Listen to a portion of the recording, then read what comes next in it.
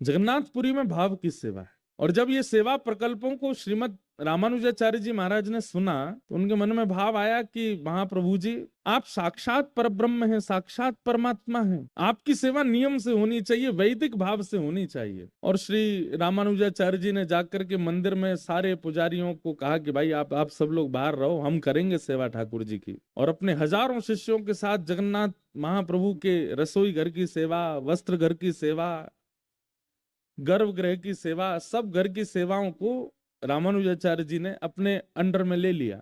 लेकिन महाप्रभु जी जब भाव की सेवा से रुचिकर हो चुके थे तो उनको वैदिक सेवा में आनंद नहीं आ रहा था। और ऐसा भाव बताते हैं कि 4 दिन में ही श्री जगन्नाथ महाप्रभु का जो श्री विग्रह है वो पतला पतला सा होने लगा। ऐसे लगने लगे ठाकुर जी सूख गए हैं क्या, डाइटिंग कर रहे हैं बहुत ज्यादा।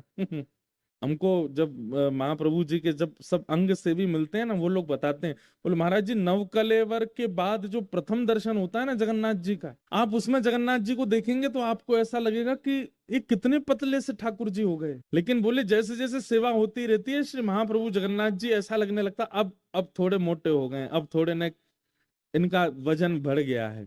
नवकलेवर के पहले दिन के ठाकुर जी बिल्कुल ऐसे लगेंगे पतले दुबले। तो श्री रामानुजाचार्य जी और सब शिष्यों ने जब सेवा करना प्रारंभ किया तो महाप्रभु जी मानो जैसे अपने भक्तों के विरह में वजन घटा लिया ठाकुर जी ने। रामानुजाचार्य जी को अनुभव हो गया कि ठाकुर जी प्रसन्न नहीं है। ठाकुर जी से कहा, बोले जय जय, क्या हुआ, आप इतने उदास क्यों लग रहे हैं? तो महाप्रभु जी बोले, मुझे अपने उड़िया वैष्णव भक्तों की याद आती है।